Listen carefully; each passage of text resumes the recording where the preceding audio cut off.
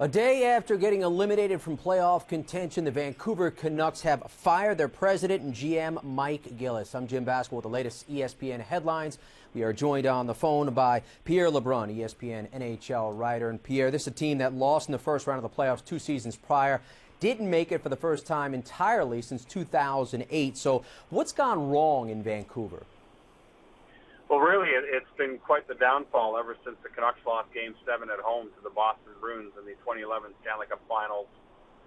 You know, a number of things.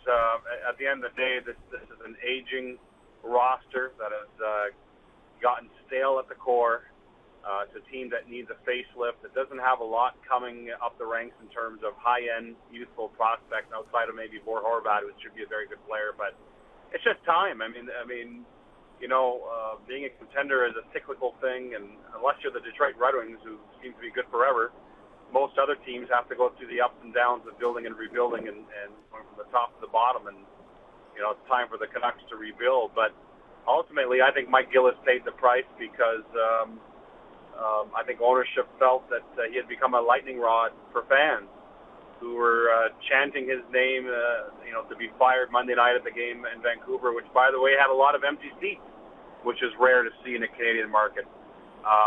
So I think this was more of a business decision than anything that, you know, Canucks ownership need to sell tickets. They need to revive a brand that has become stale in that market, and the GM paid the price.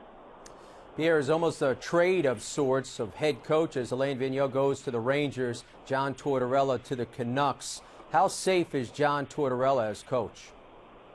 Well, it's interesting because Mike Gillis went on local Vancouver radio last week, and while he wasn't that direct about it, he talked about his desire to go back to the way that the Canucks used to play when they were a better team, more of a high octane transition based team as opposed to, you know, the defensive style that they played this past year. Well, obviously that was seen by everyone as a direct shot to his own coach, which frankly it was. And to me, I viewed that as an ultimatum from Mike Gillis to ownership in Vancouver. You know, pick me or pick the coach.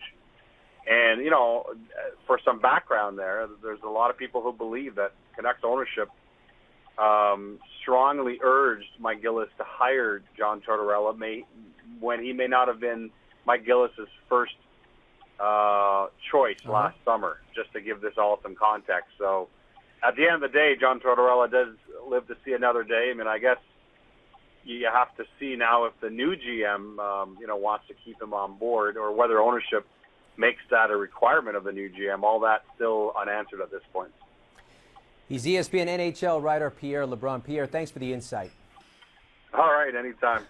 Again, Mike Gillis fired as president and general manager of the Vancouver Canucks. This comes one day after the team was eliminated from playoff contention. You can read more about this story right here on ESPN.com. But with the latest ESPN headlines, I'm Jim Baskell.